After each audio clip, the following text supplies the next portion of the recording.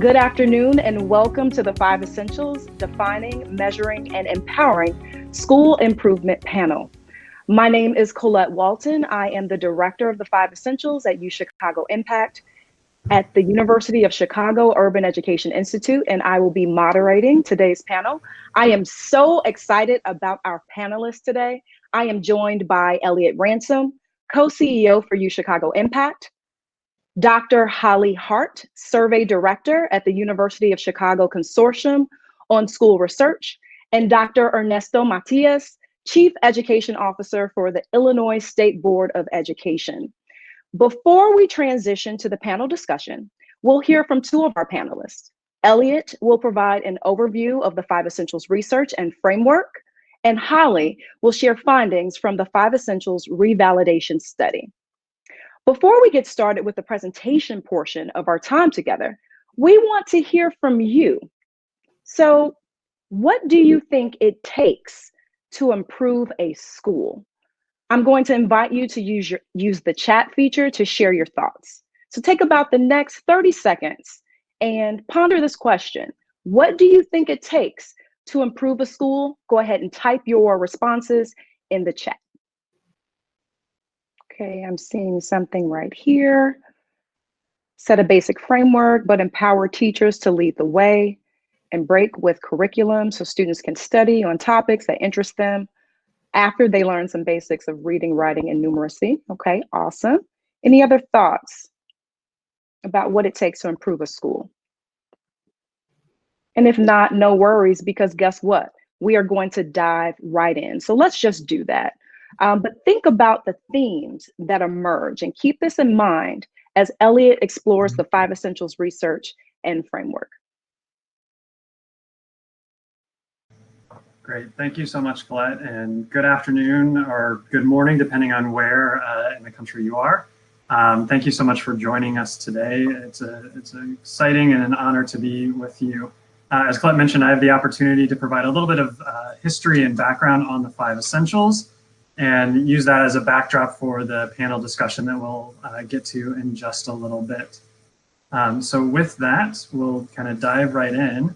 In many ways, the story of the 5 Essentials dates back to the late 1980s, early 1990s, when the Education Secretary, William Bennett, at that time, labeled Chicago Public Schools as the worst school system in the nation. Locally and at the state level, it was known that there were real challenges that existed within the school system, but it's altogether different story when you are kind of blasted on a national level and kind of called out for some of the challenges that existed. So around that same time, because it was indeed known well at the local and state level, there were different reform efforts in place, and in particular, a Reform Act that passed in the state of Illinois that focused on decentralization of decision-making within the Chicago public schools system. That resulted in the creation of what is known as local school councils, which in essence serve as kind of an elected mini school board or governing body for each local district-run public school. It's comprised of representatives that are elected, so parent representatives, community member representatives, and teacher representatives, who collectively as a body have the opportunity to oversee the school in a number of facets, including significantly the ability to offer and renew contracts for the school leader on kind of a 3-year cycle, I believe. So significant power kind of vested in them. So at that same time, kind of with the confluence of events that were occurring, a group of researchers came together to actually study schools in Chicago and to try to create deeper insights and a guide for school improvement. And so the researchers, which were led by, in part, some scholars from the University of Chicago, really started to study schools throughout the city and kind of began to tell the story, so to speak, as a tale of two schools. So these schools really shared many characteristics and on paper looked pretty similar to one another. But what they noticed in subsequent years was that the two schools, Hancock and Alexander as pseudonyms, were on kind of very different trajectories and started to produce very different outcomes. And so, as any good scholars would do, they kind of dug into the data a little bit more and noticed that it wasn't just Hancock or Alexander that this was true for, but actually, the top quartile of schools in the district were on this clear upward trajectory over time, and the bottom quartile were stagnating or declining. And so they asked the simple question, why? Why is it that Hancock and schools like it are improving, whereas Alexander and schools like Alexander are stagnating or declining over time? And so as they dug into the data and the research, they started to see that there was this kind of clear set of practices or conditions that were in place in the schools that were on this upward trajectory, and that seemed to be, absent or underdeveloped or unrefined in schools that were stagnating or struggling over time. And they named these the 5 essential supports. So as they kind of put this idea forward, however, one of the central components was this idea that how we organize schools actually matters considerably, and that it's not really, about one person, one curriculum, one policy, one program. It's not something you can buy, you can put into place, but it's really a collection of things, kind of the day-to-day roll up your sleeves work of teaching and learning occurring in an orchestrated manner across these multiple domains, these multiple dimensions, these essential supports to ensure that the school is able to have a strong foundation to build on and learn and grow over time. So what is this 5 essentials framework? So here you can see kind of a graphical representation of it. And these are the components, the essential supports that research identified as being most critical over time. So at the heart of the work is this idea of ambitious instruction. And that instruction needs to happen within a supportive environment led by effective leaders who work alongside a faculty of collaborative teachers who then collectively seek to get families involved in the educational process. So I think one of the beautiful things about this framework and about these ideas is there is kind of an intuitive simplicity to it. So obviously there's a lot of sophistication underneath, and the research was incredibly powerful and detailed, but this surface level, there's a lot of face validity to these concepts because we all know, regardless of the kind of size of a school, location of a school, et cetera, these things matter and matter significantly. But the power of this framework and the power of these ideas truly comes to bear when we're able to measure them and to understand them more deeply and then work on them. And that's exactly what the research kind of geared itself toward and enabled us to be able to do over time.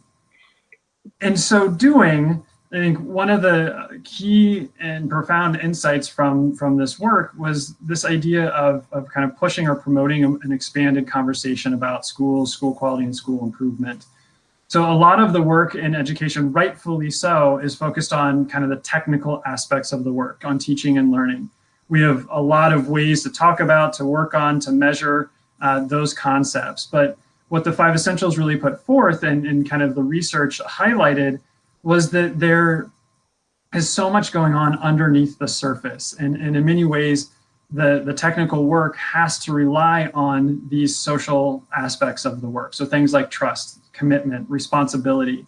And that if we truly want to maximize the potential of the school as an organization, of each teacher within it, and therefore each student that attends that school, we have to turn our attention to these social constructs.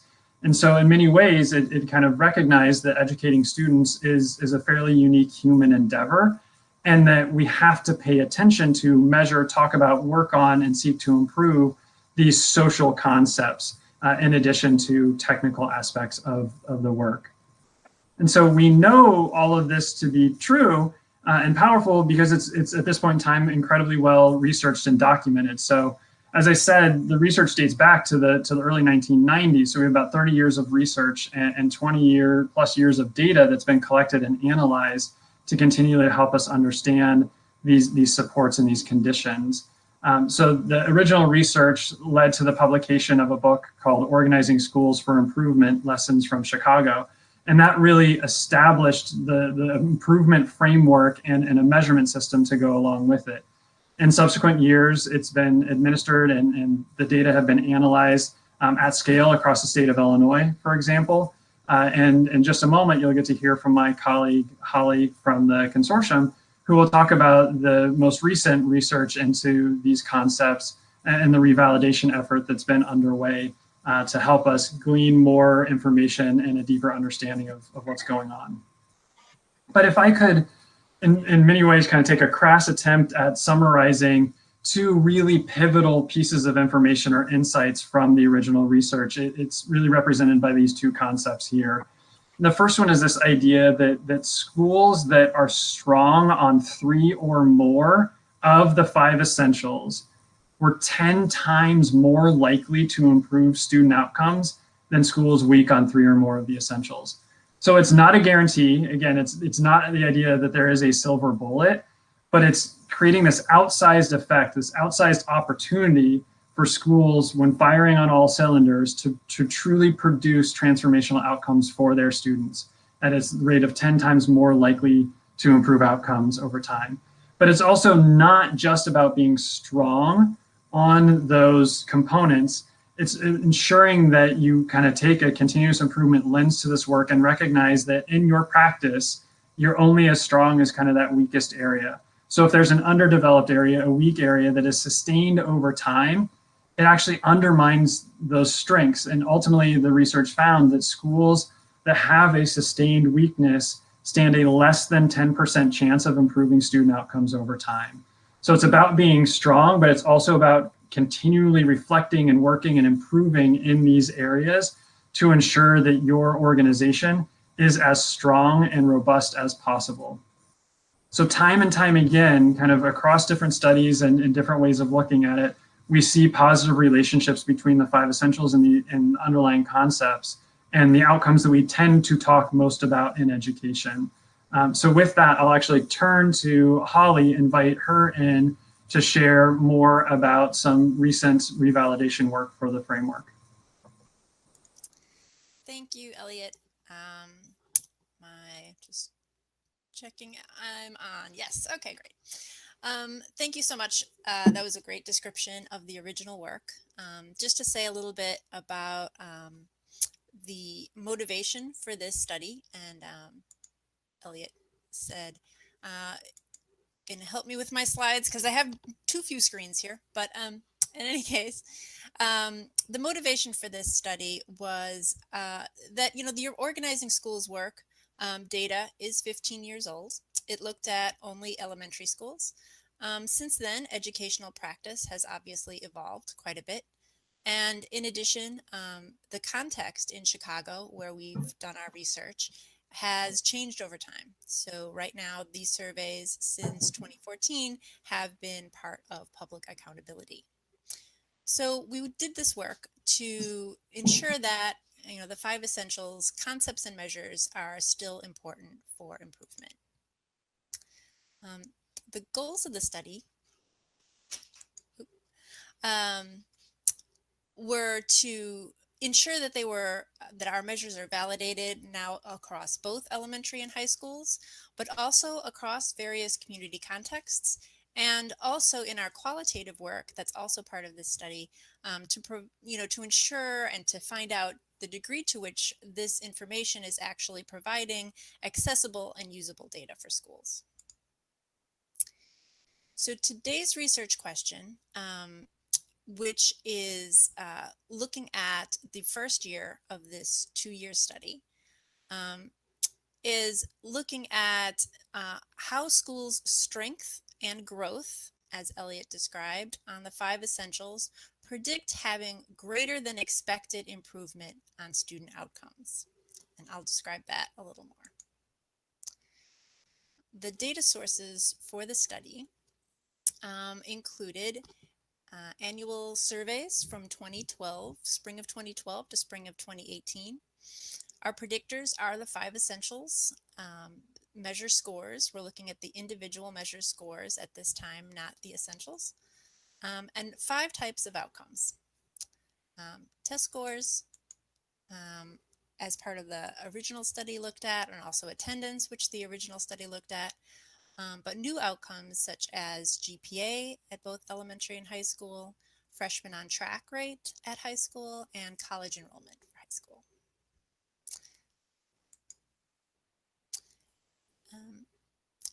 As in organizing schools, we're looking at the 5 essentials in terms of both having strong or above average 5 essential coming into the school year and growing in the 5 essentials over the course of the year. So you'll see the terms strength or baseline strength for what a school came in with. So for example, the strength of their teacher-teacher trust measured the previous spring. And then the improvement that they showed between that spring and the following spring is the growth in the 5 essential. In terms of outcomes, we're relating the 5 essentials to the amount of improvement in student outcomes beyond what would have been expected based on prior achievement. So it's sort of a value add of the 5 essentials.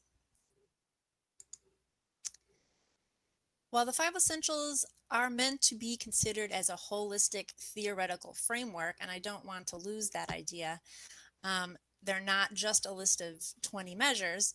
Our first step in re-examining this work was to assess the unique qualities of each of the current measures. So that's what we're looking at today. And our big picture takeaway before we get into the details is that every measure predicted multiple student outcomes, but not necessarily every student outcome. And every outcome was predicted by multiple measures. Okay.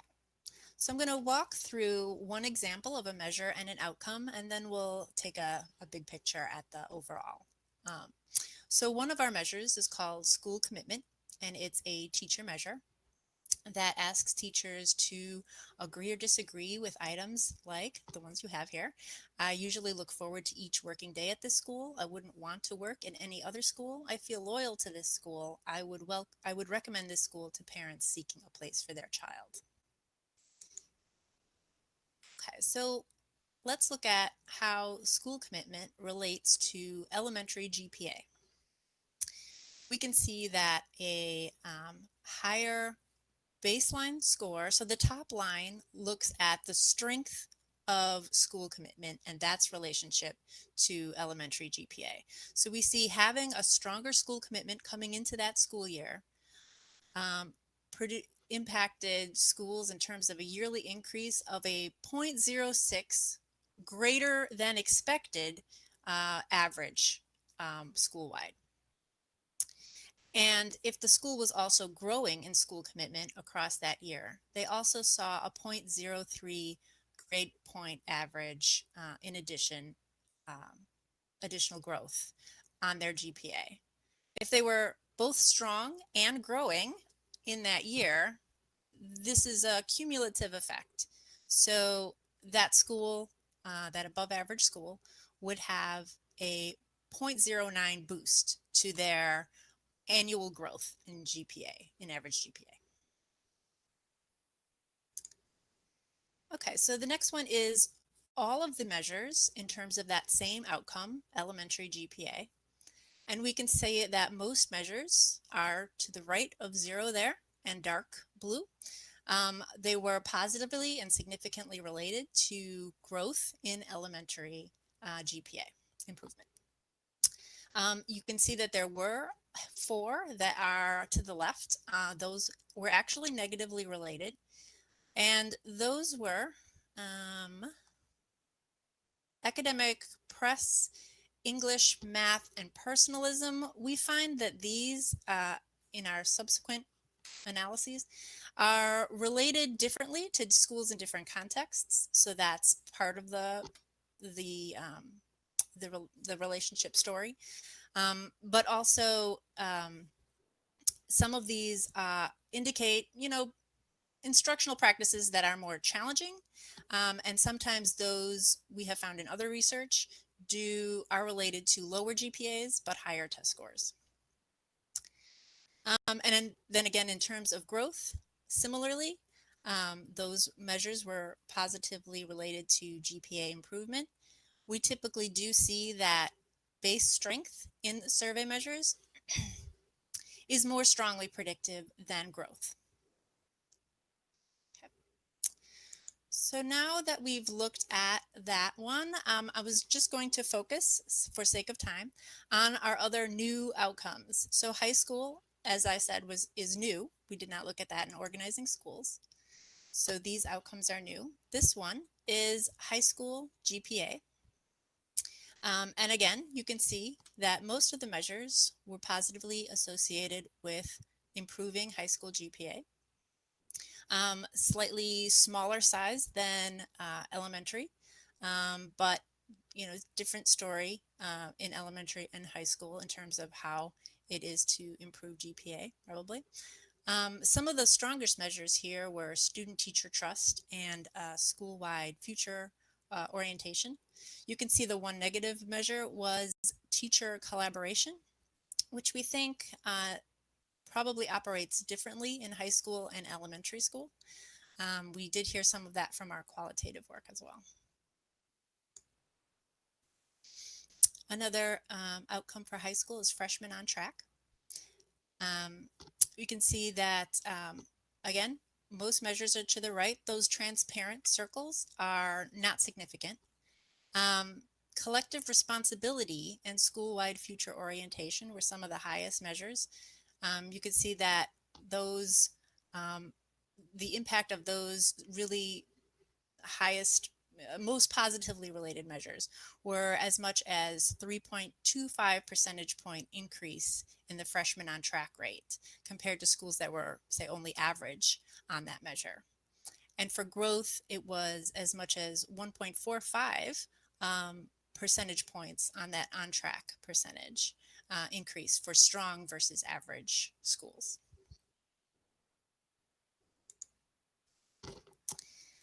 And finally, we have college enrollment. Predicting college enrollment was more difficult compared to other outcomes.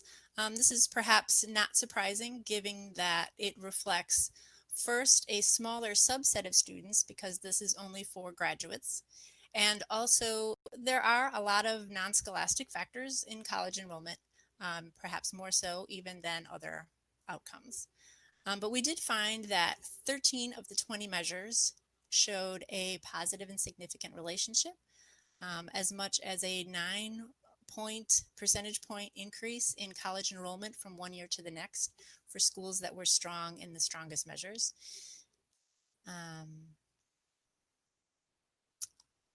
And as much as 2.83 percentage points for schools that were growing. And parent involvement was one of the strongest measures here. So in summary, both starting out the year with strong 5 essentials and improving on your 5 essentials during the year, both predicted improved student outcomes above and beyond what one would expect based on prior achievement.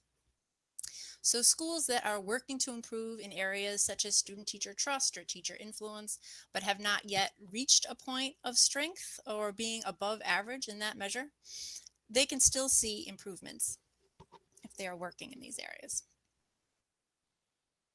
And also improvement in, so we also saw that the prior outcomes that we looked at in organizing schools, test scores and attendance in elementary schools, were still positively and significantly related to the 5 essentials, but also the new outcomes of elementary GPA and our high school outcomes. We looked at attendance, test scores, GPA, freshmen on track, and college enrollment. I only showed a few of those, but it's important to note that the elementary GPA was also related to the 5 essentials because GPA is more predictive of high school outcomes than test scores. Well, Okay, so thank you so much. Oh, go ahead. I'm sorry. Well, thank you so much, Elliot and Holly. Very, very informative and exciting to learn about these findings. What we want to do now is spend the remainder of the session talking a bit more about the 5 essentials in practice. So from its use at the state and district levels to school leaders using 5 essentials data in improvement planning. as well as reflecting on the findings that Holly just shared with us. So we'll spend about the next 20 minutes or so hearing from our panelists, and then we'll open it up for questions. So let's just dive right in. In addition to Elliot and Holly, we have Dr. Ernesto Matias joining us to discuss the 5 Essentials in practice. Dr. Matias has engaged with the 5 Essentials within multiple roles as a principal at Wells Community Academy in Chicago, a Chicago Public Schools Network Chief, and currently as the Chief Education Officer for the Illinois State Board of Education. Dr. Matias, welcome, and thank you for joining us this afternoon. Thank you. I'm trying to activate my camera again. I'm sorry. Is there a trick? You should be able just to hover over your picture here and click the video camera icon. Okay. Oh, come on. You were just Well, as you do that, Yep. let's just you got it? I thought I did. No worries. We'll get that figured out. As we do that, let me just kick it over to Elliot. Let's talk a little bit about the 5 Essentials in practice with current partners that we've partnered with at UChicago Impact. Great, yeah. And so we're fortunate enough to partner with a number of state schools and districts across the country, and each kind of partnership looks a little bit different from the other. In Chicago, where the 5 Essentials is kind of born out of research, his story goes, it was kind of research study and then internal improvement purposes for quite a while. And then in 2011, the district actually made the decision to have us annually release the results to the public and kind of create a different level of visibility and transparency. And as a result of that, a different type of conversation that the city and the local schools and local school councils were able to have about schools and school quality. The district then in 2014 had transitioned to a place where they actually folded it directly into the district accountability policy. And so have kind of little a accountability by releasing it publicly, and then formal big A accountability through the work that exists in Chicago. And so since that time, we've actually seen, and this is part of the reason Holly referenced for the revalidation work, is just to see context has changed, what is happening with the system itself, with the measurement, and are still kind of accurately able to capture and predict results as was true historically. And what we've seen is that schools over time have improved on the 5 Essentials and have become more organized. And at the same time, schools in the city of Chicago have seen really pretty dramatic growth in a number of key outcomes for students, some of which have been kind of published on a national scale. I think it was scholar Stanford Sean Reardon had put forth a study on Chicago public schools that saw that it was the single fastest improving large district, and faster improving than 97 districts of all districts across the country. And so we see the work really taking shape, like I said, in a multitude of ways, but we see time and time again that strength in these areas does indeed kind of predict and really help reinforce the ability to produce positive outcomes for students. And since we have Ernesto back with us, I'll pause there and let him speak to his lived experience with it as well. So you can hear me, right? Yes. Yes. All right. So for context, then, I was the principal of Wells Community Academy in Chicago from 2008 to 2013. My election as the interim principal, I was a 5th principal in 3 years. In 2005, there was 1,100 students at Wells. By the time I arrived in August of 2008, there were 652 students at Wells. The climate and culture can be best explained on September 26th of 2008, a month after I had started and met the full staff. I was in a classroom when a code blue came out, ran down to the lunchroom to see a gigantic fight happening between different gang members, factions attending Wells Community Academy at that point in time. 3 ambulances to take kids, 6 or 7 kids.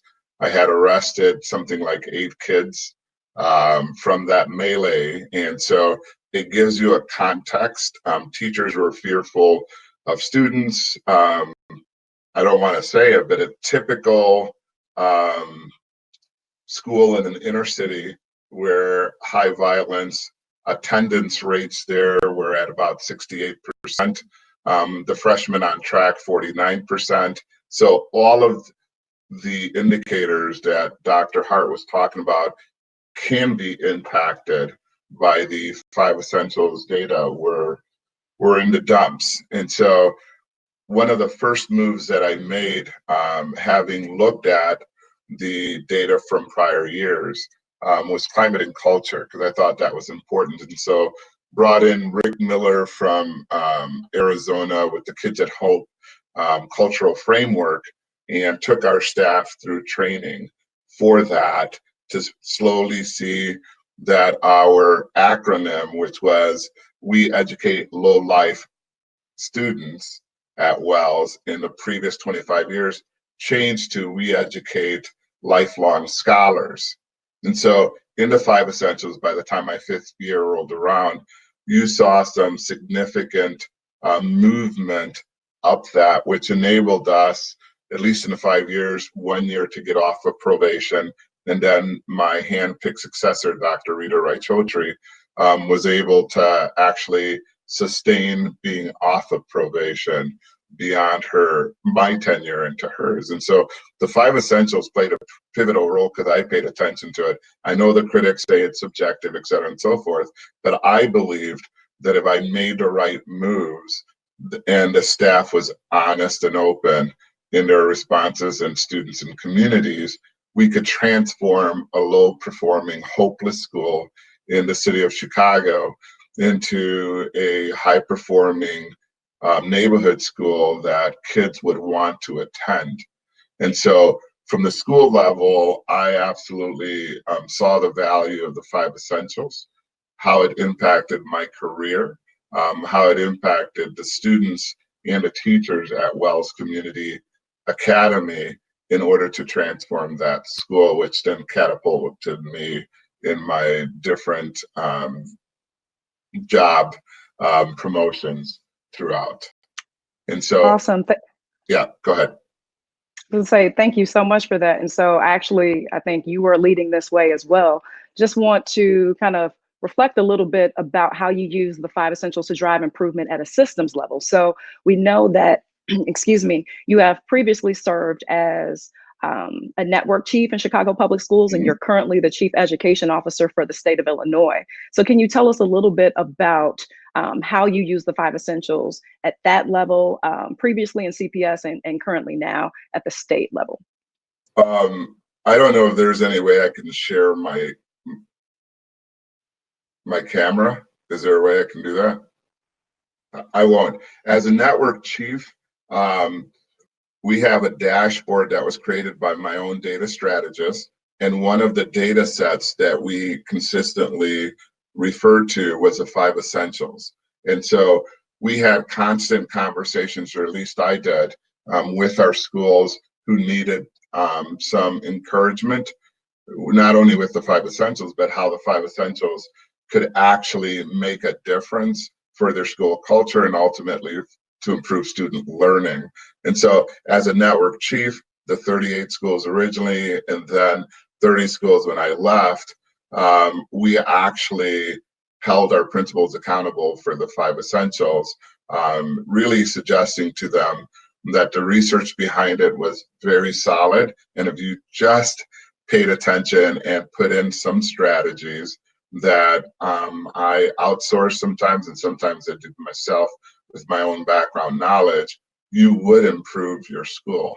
Now, bringing this forward to my current position, we have taken the stance in the state of Illinois that we are still doing the 5Essentials this year, because we believe that in a pandemic world where you have in-school, blended, and remote, we need a unified assessment that enables us to know how our schools are performing, and it helps our principals to know how their parent community, student community, staff community is being impacted by the decisions being made about their school culture and learning. And there are definite things that you can do as a school administrator when you're in remote learning, like call your staff every once in a while to see how they're doing, right? Like if you're doing observations, provide them feedback because you can log on and observe them teaching.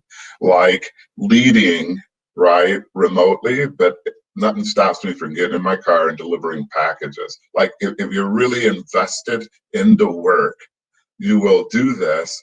And I tell my daughter, who's a teacher, Chicago Public Schools, go visit the home. She looks at me like, Dad, you're crazy. I'm like, no, like that's what outstanding teachers do.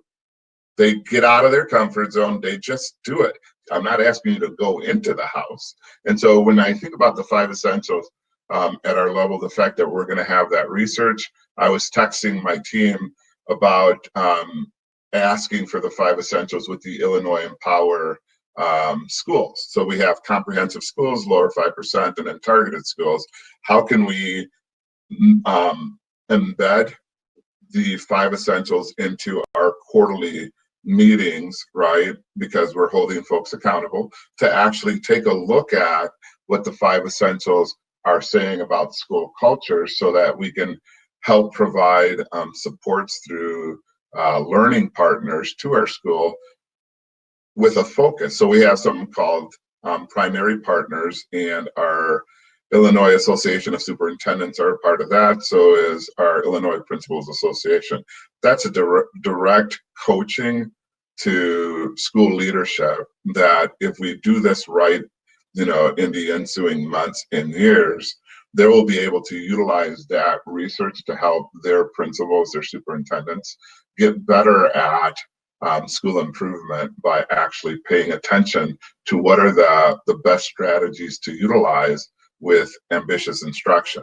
You know, how do you scaffold your staff to understanding data-driven instruction and to hold our kids to the high standards, but also having really solid scaffolding of those standards so that we're not lowering it to them. So I see the value of the 5 essentials from a building principal to a network chief over 38 schools to now as the education chief over about 2 million kids in the state as being one of the instruments that will give us meaningful data that will help us help our schools transform from hopelessness to hopefulness and provide productive citizens to our great state of Illinois. Thank you so much for that. So I want to kind of shift gears a bit, going back to Holly's presentation. So Elliot, during Holly's presentation, she mentioned that school leaders reported difficulty in identifying the root cause of their survey results, leaving them unsure of how to improve. So based on your experience working with school leaders to understand and respond to their school's data, why do you think leaders feel this way? And that's a great question. You know, honestly, and this is going to sound maybe silly at first, but it's really, really hard. You know, I think working with data can be tough, and I think we've come a long way in the profession, and you know, we're inundated with data at this point in time. And I think we had some catch-up work to do to, I think, become more data-driven. I think that has largely happened, but the 5 essentials data and what it represents is actually, I think, you know, fairly different than a lot of data sets. And in many ways, it can be, you know, more personal. You know, it is driven by the perception of kind of key constituents, so students and the teachers in the building. And principals, you know, honestly sit at a different vantage point relative to the work. And so they know their true intent for the actions that they took, but that may or may not have actually come across to the teachers, to the students, or to the families in the same way, or be perceived in that same way. And that doesn't make their intent any less real or the perception any less real. But that kind of creates a level of tension or kind of a lack of information to try and figure out exactly what is happening. And so it's really hard work. And I also think that, you know, the process of doing a root cause analysis and then using data to drive improvement is really a discipline, and it's about being disciplined in doing that. And we don't oftentimes have kind of that muscle built up or refined in the way that we maybe need to be able to continually grapple with it, engage with it, and learn from it, especially when it feels, fairly personal. So, but on the flip side, I personally have had the good fortune of working closely with a number of school leaders, to think about and kind of push to a root cause. And time and time again, when they grapple with it, when they stay in the difficulty and kind of with one another as a team work on it, seen some truly profound moments and some profound growth come from it. So I know it's possible. I think we need to really work to align our systems to directly support leaders and their teams to do this heavy lifting, and be that kind of the system itself, so within a district, within a state, as you heard, Dr. Matias speak to Illinois Empower within the state of Illinois. Just think about how can we ensure that our leaders, that our schools don't feel like they have to do this alone, but are actually being supported in this process and being, carried through some of these challenging pieces of work as well. So I think that's kind of some of what I've personally seen and experienced out in the field. Elliot, I would add this, because I've heard it before with some of the principals that I was responsible for. Hey, Dr. Matias, if I get rid of a teacher, they're going to rate me negatively. And eventually I learned to respond, it's how you do it, not that you do it. What do you mean?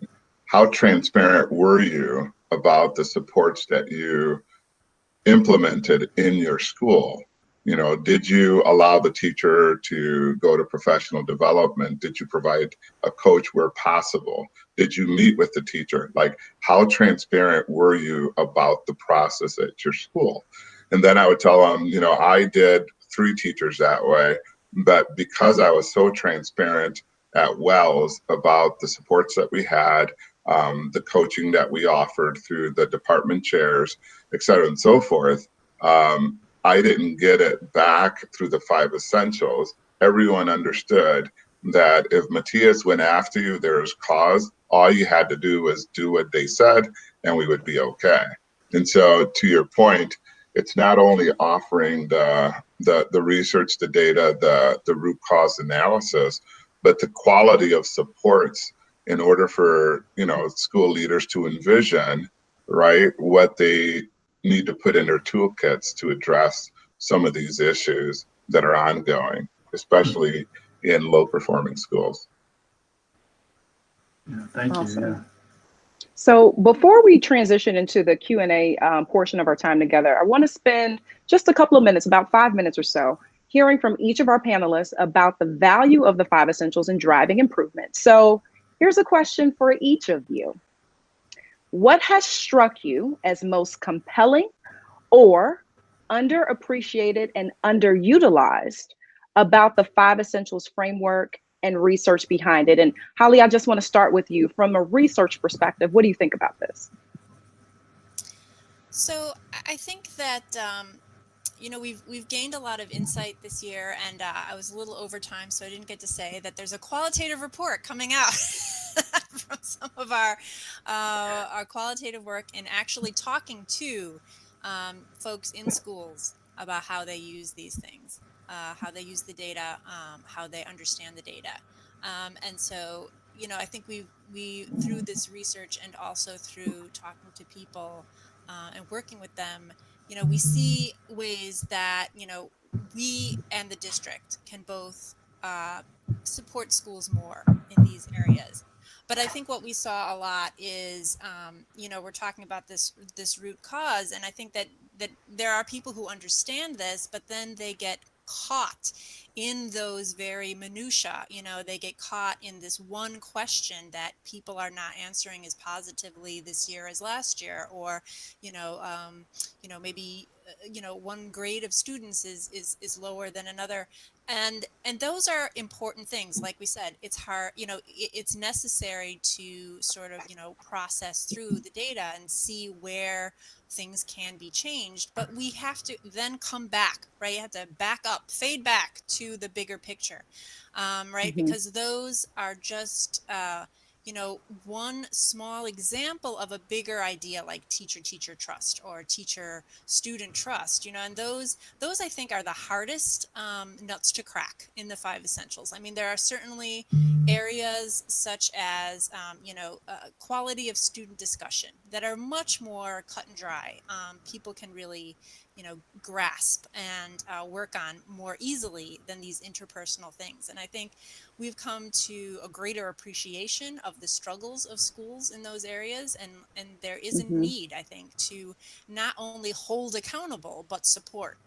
Right? It's not just, here it is, here's the problem, now go fix it. But, we need to actually help folks do that, because that's difficult. That's difficult in any organization, but, in schools particularly too. Absolutely. So, Elliot, same question. Based on your experience working with school leaders to implement and utilize 5 essentials data, what aspect of the 5 essentials have you seen as being underappreciated or underutilized? Yeah, I actually want to, I think, build off of some of what Holly was saying. And to me, as I've done more of this work and had the fortune to work with school leaders in districts across the country, the thing that time and time again has struck me is the centrality of the concept of trust. And that really has to be kind of step one in an improvement journey. And if you take something like Holly was just talking about, quality of student discussion is more cut and dry, and it certainly is. But you also have to recognize that students aren't going to be able to feel free and to be themselves and to make mistakes and to take risks in an environment where they don't feel like they are safe. And that environment doesn't exist if they don't feel like they have trust in that environment. So, so many, all of the work, all the pieces are really interconnected in a host of different ways. But at the core of all of it, kind of time and time again, through the conversations that I've been able to have with school leaders, is this notion of trust and its presence or absence. And oftentimes, get a chance to talk to school leaders about the fact that, trust isn't there for when things are easy or when things are going well. Trust is truly there for when things are tough, when you're stressed, when it's hard, when you're not sure where to go, what to do next, when it's really kind of the rubber hitting the road. That's when trust either is there to serve as kind of an accelerant, a lubricant, or to kind of help carry you, or the absence of it to kind of cause things to grind to a halt. And so time and time again, I think just the centrality of the concept of trust and its need to be present and constantly worked on, I think to me has been one of the more profound insights I've gleaned. And I think one of the places where we maybe still are underdeveloped and underappreciative of the role of the concept of trust. Excellent. So, Dr. Matias, want to hear from you now. What would you say about this thought of being either underappreciated or most compelling when you think about the 5 essentials?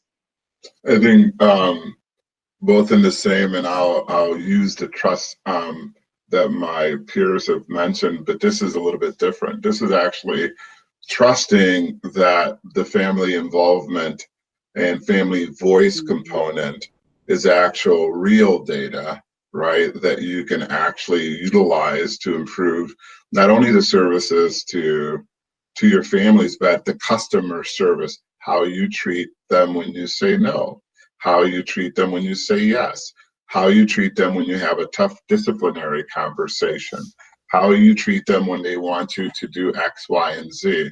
Same thing, same concept when it comes to students, right, and teachers and administrative assistants or custodians, that when we think about hierarchy, we don't think that they are important enough, right, to listen to, right? And you have to practice understanding that when you're building a championship school, right, using the terminology in athletics, when the Bulls won their championships, from the custodians to the security guards to everybody connected to the Bulls received that ring. And when you're talking about creating and transforming a school, all of the voices come together in the 5 essentials. And you can choose to ignore it, or you can choose to trust the research behind the 30 years worth that says if you improve on 3 of the 5, you're there. Like, you're moving this thing, you're going to get there, right? If you do it on all. And it, like Elliot stated, and Holly, it's trust. How do you build horizontal and vertical trust with all of the stakeholders presented in the 5 essentials? And if you can really wrap your mind around that, then when the tough days of pandemic comes and you have to decide in person, blended, whatever, remote, you're going to be like exercising the years of trust you've developed to make that difficult decision. And the parent who's skeptical about the pandemic anyway will trust you because you showed yourself faithful to listening to them in times past. So will your staff. This is such a great conversation. I think we could talk another hour about trust alone, but I do want to pause and open it up for some questions from our audience. But I really appreciate your commentary, your insight from our panelists. So any questions from our audience about anything that you have heard today, about the findings, about the background, the framework, or even the experience of Dr. Matias at a school level, systems level, network level? Any questions? So it looks like we might have a few. Let's see here. So we have a question here. How schools and districts can use the 5 essentials to provide transparent information to parents and community leaders to talk about progress and improvement being made. This might be about the framework or improving the school, but let's just unpack this a little bit. So Jessica says how schools and districts can use the 5 essentials to provide transparent information to parents and community leaders to talk about progress and improvement being made. Any reactions or thoughts about that from any of our panelists? I think that one thing that comes to mind to me is making it visible. Don't hide the data, right? Some schools have to do the state of a school address a couple times a year. So include that data, right, along with your student metrics data to show the culture of the school, to show what the stakeholders have stated about how you performed as a school in those qualitative areas of the school. I think that one gets in trouble when they try to privatize the data from the stakeholders. Ultimately, it is stakeholder taxpayers' money that's paying my salary. I am responsible to them. Show them the data and then work together with them to help you with ideas on how to improve in those areas that are not green, or how to become from good to great, right? Because you still have areas to improve. Even if you are all green, there are still degrees of improvement. So I would say, like, deprivatizing the 5 essentials data, develop a protocol where you can talk to your different stakeholders about what the data implies, and then make it a learning where you let them know, hey, what are ways that you think I can improve on ambitious instruction or family involvement or my own leadership, wherever it leads you. But I think that if you hide it, you're asking for trouble. So being more transparent. So Elliot, based on your work with school leaders, can you give us an example of perhaps a leadership team that you work with that has done this, that Dr. Matias is suggesting well? Yeah, a couple of examples come to mind, but there's a superintendent kind of in the suburban Chicagoland area who actually has taken the framework of the 5 essentials, and at his monthly district board meeting actually uses the framework for his report out, and then shares the data kind of as he has the data available directly with it. So he talks about involved families. Here's the strategies we're engaged in. Here's what we're looking at. Here's what we're monitoring. Here's what the 5 essentials tells us. And so his board report on a monthly basis is anchored in the framework. So he's putting the language, the ideas, the research kind of front and center. and then is providing the data and the evidence to go along with it. And the 5 Essentials, like any data set, like it doesn't give you the answers, right? The answers come when you actually work with it, when you talk about it, when you grapple with it as a community, be that a kind of a community of educators, a community, you know, in the traditional sense, like when you actually have it come alive and you kind of grapple with it, you dwell with it, you work on it together, that's when progress can be made. So you have to be transparent in order for that to actually truly happen. And so when leaders are able to do that, and it's being vulnerable, but when they're able to do that, you're able to shift, I think, the conversation and oftentimes kind of garner different levels of trust as a result of that too. Holly, any thoughts or reactions to this as well? I'm sorry, that was me? Yeah, I mean, I think that's it's really right, but it's really hard to do. You know, I mean, it takes a lot of courage, and it takes courage to be a leader of a school. You know, I mean, it's a hard job, and this is one aspect that I think I really, as a researcher who's not doing this, I really appreciate the folks that are out there, and you know, being open and saying, you know, this is not a one-man show or a one-woman show, right? It's not that, okay, you've given me personally this data and now I am just going to go magically fix it. Like, that's not possible for even the best leader. So, you know, it has to be open to those folks who have, you know, pointed out the strengths and weaknesses of the school, that they need to come together as a community and look for solutions. You know, and that the 5 Essentials is, you know, we call it a guide. It's where are we supposed to look? Where are we supposed to start looking? You know, it's as Elliot said, it's not just a plan. Unfortunately, it would be lovely if we could produce that, but you know, every school is different, and every, you know, faculty, every, you know, leader, I mean, they're all different. So, you know, it needs wayfinding, and that's not easy, but it's important, and that's the work. Thanks so much. So I just want to thank each of our panelists again for their insights, thought-provoking conversation, and of course, on behalf of all of us, thank you to all of the participants who have joined us today for the 5 Essentials Defining, Measuring, and Empowering School Improvement panel.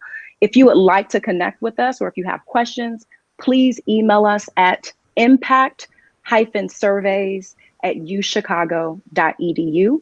Again, that is impact-surveys@uchicago.edu. Thank you so much.